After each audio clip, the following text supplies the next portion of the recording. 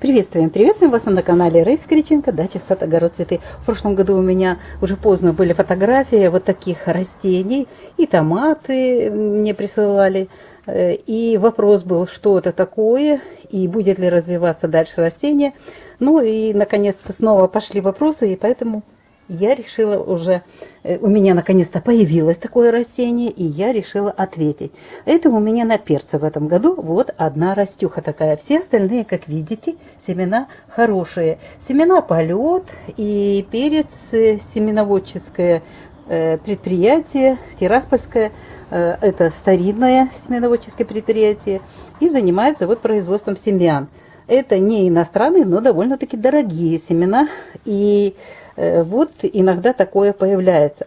Однажды мне очень повезло, так как я испытывала семена Сименис и с удовольствием начинала давным-давно заниматься производством, и у нас были теплицы, и мы выращивали именно гибриды. И вот среди гибридов у нас вот иногда появлялись вот такие растения.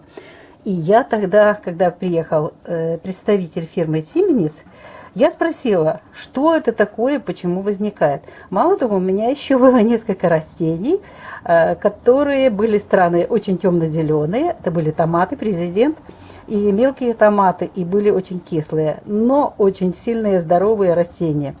Тогда мне агроном фирмы семеноводческой, Сименис, всемирно известная фирма, он объяснил, что в процессе работы семеноводов появляются вот такие сбои, и они бывают по разным причинам.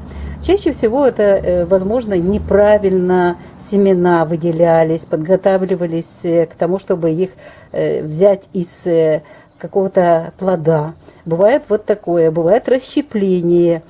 То же самое, даже первый год, это гибрид, но тоже возможны вот такие сбои.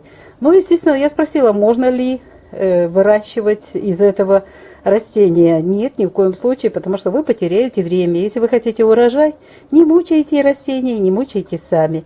Но я его поддержала для того, чтобы вам показать и сказать, что вот точка роста это просто-напросто чаще всего, как объяснил тогда мне специалист, семеновод, что это вот в работе с семенами проблема. Ну и нету идеального вот такого, если вы даже сами семена собираете, идеально не получается.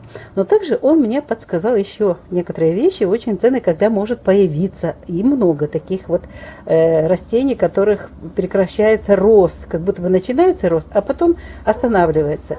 Это происходит тогда, когда почва кислая. В этом году, кстати, многие мне присылали фотографии, когда распикировали и посадили в почву, которую купили, это торф, он оказался кислым. И, естественно, корешки начали гнить, мучается растение и прекращается рост. Серединка засыхает.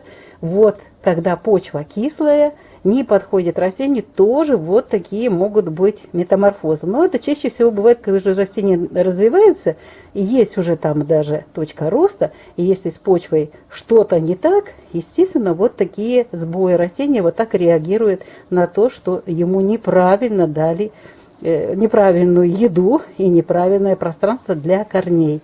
Вот остальные все нормальные. Ну и еще хочу вам показать очень интересные события, которые могут произойти просто под воздействием то ли температуры, тоже бывает вот резко холод, тепло. Вот рядышком у меня продолжают цвести анимоны. И вот здесь все цветы были очень красивые, интересные. Вот как обычно, вверх раскрывались, вот рядышком из этого же растения. Смотрите, что здесь. Видите, какой интересный цветок. Луковичка одна и та же. Ну, вот такое вот чудо. В сторону вот мохнатое и похоже на... На что оно похоже? Не знаю, как на какая-то птица раскрыла крылья. Вот. Веер тоже похоже на веер. Но это вот боковое, вот такое вот растение. Это тоже у нас и резкие перепады температур. Сейчас везде это проявляется. То жарко, то холодно. И возможны вот такие сбои, которые вот приводят к такой форме растений. Вот появляются разные. Они у меня же, кстати, завершают цветение. Вот. Такие они уже и маленькие. Вот разные есть. Вот, кстати, это тоже вот он боком цветет, но нормальный хотя бы цветочек, да, а здесь просто вот на попугайчика похож цветочек, хотя все остальные были очень крупные и красивые. Это вот все наши условия, которые сейчас у нас есть, а у нас всегда весной 2021 года, уже по-другому я не называю, кстати, 2020 год такой был, резкие вот эти перепады температур приводят к тому, что вот происходят вот такие сбои в наших растениях. Они тоже живые, и они тоже реагируют по-своему на эти изменения, которые вокруг присутствуют. Энергетические, солнечные, температурные, почвенные, питательные вещества. Так что мы сегодня, я уже могу спокойно его вытянуть и попросить прощения, и распрощаться с этим растением, потому что оно не даст никаких результатов. Я уже ответила на вопрос и могу... Ну, вот такая судьба у этой, у каждого своя судьба, вот такая судьба у этой семечки, чтобы показать, рассказать и людям подсказать, что не теряйте время, нам нужен урожай, нам нужны хорошие, здоровые растения, и, естественно, на них должен вырасти хороший, здоровый, полноценный урожай.